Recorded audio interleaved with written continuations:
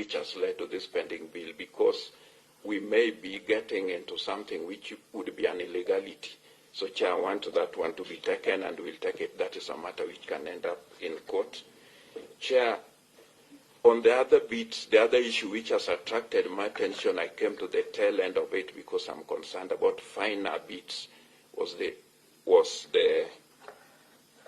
in summary, we were told by the accounting officer that the finance bill, they did allocate about 700 million to have that hospital story rested once and for all. We all remember what happened. The agencies, the finance bill was suspended. And it's out of desperation. So, Banis, maybe we'll have Aduma say something. But because we know the insurance, I'm sure that's what Vice is alluding to. Insurances are a total about 12 billion, maybe need to be corrected. Not necessarily paid up front.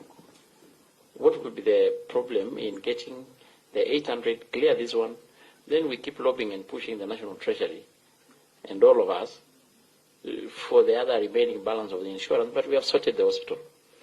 Aduma, what do you want to add?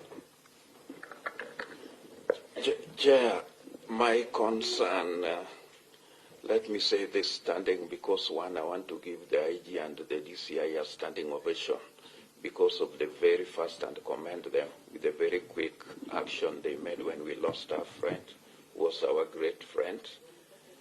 And so I want to thank them for that, because that would have raised many issues, and maybe where we come from, further lives would have been lost. But, Chair, I'm concerned about this issue of the Bagati Hospital, where we are talking about over 900 million, which is being treated as a pending bill. Because my memory still serves me right, Chair, as the longest serving member of this committee, because this is where I've served since I joined this parliament. I recall the former president, who is still alive, making executive orders for the military to take up that issue of the hospital and to do it. Chair, we also have the procurement laws. We have the Procurement and Disposal Act, which regulates how public entities procure and do things. I wanted to find out from the IG if indeed he is privy to the procurement proceedings that has led to these pending bills. And if he's not, I would want to get those facts, how the contract was made with the contractors, because I recall we visited the hospital, and there are issues which were also raised by my colleague, Honorable Kaluma, in this regard. If public procurement was followed, who did the contract, how that work was procured, which has led to this pending bill, because we may be getting into something which would be an illegality. So, Chair, I want that one to be taken, and we'll take it. That is a matter which can end up in court. Chair, on the other bit, the other issue which has attracted my attention, I came to the tail end of it because I'm concerned about finer bits, was the in summary, we were told by the accounting officer that they have a deficit of about 11 billion. So that is something which should not be taken lightly. That is heavy, because the mandate and the very basic duty of every government is, first of all, to ensure the protection of citizens and property. So I think we must really give the police what they require so that at least they can operate. So we know the role which has been played by the Border Patrol Unit, even the SOG, and I think those departments, much as we think of funding the DCI, those departments also need to be fully covered. Thank you, Chair. Maybe IG, don't lose the track of Bagadi Hospital.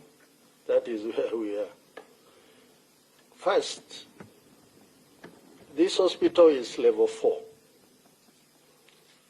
This is the premier hospital for the National Police Service. And immediately you say it is level 4, it means it is a county hospital or a sub-county hospital. Basically, it is downgraded.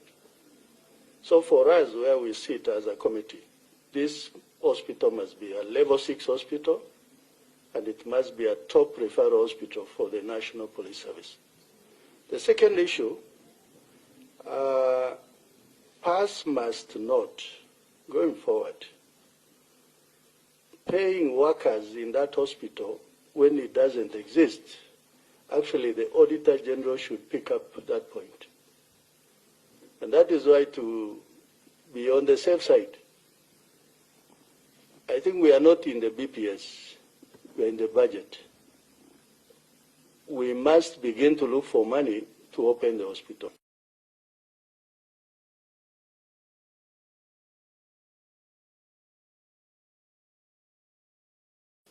But I think so that we wrap up. There was a proposal, and we wanted just to get your opinion out of desperation. Will you support the idea? I think that was the fight said, of getting something little from the insurance, settle the hospital bill, then we move on lobby now the Treasury and other players. I know Banis is between a hard ground and a rock, but what is your thinking? Thank you, Chair and honorable members. I don't know whether I need to have said this. I think we have never seen any audit issue on the facility, and we should not preempt one. And if anybody has an issue, it's an open society. Chair, you should answer the questions. They should answer, because we are talking about public procurement issues. So I have an issue and I want to see if they have the documents. Aduma, yes, do you Chair. have an auditor general? It's not about audit, Chair. It is about the Public Procurement Act, and Chair, I trust that you are privy to the provisions of the Public Procurement Act of 2015. What I'm asking, yes. This hospital has been there for 5 years or so. The President gave executive orders for the military because he thought they were able to undertake some of those works. So how the military procured, I trust it is not the police who procured the works. So why are they asking for that money and not the military? Those are legal issues. What is the issue? You seems like... So let them answer. I just want to know if they have the contract, how this money was accrued, the pending bill, because my take is let this money go to other essential services unless you have the contract and we are privy, and we want to know how that man was contracted and whether he was contracted by the police or the Department of Military, which we don't oversight. What I'm asking, Aduma, in very kind words, and I don't want anybody to... Look, I don't know what you have eaten today.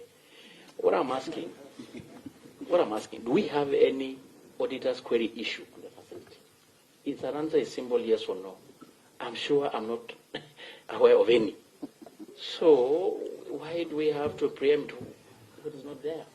And if you have an issue as yourself, as a leader, I think there is always a way to go around it. So as it is for now, as a committee, we are handling an issue of a facility that has taken up government and public funds to a tune of close to 1.1 billion. It is becoming a white elephant. It's not serving anyone. And it may amount to waste of public resources. And we are desperately looking for a solution so that our men and ladies in uniform can able to have a place to be attended to, so that the purpose and the dream and the intention can able to be achieved. And the question was that, I know you did have money. I'd already just said that this committee did allocate some money in their own wisdom in the previous year.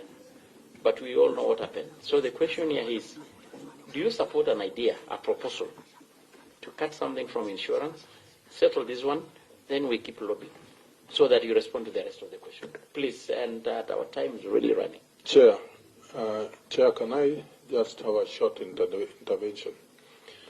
One chair, when we visited the hospital on the 26th of last month, we were able to actually find there were staff employed there, as the Vice Chair indicated.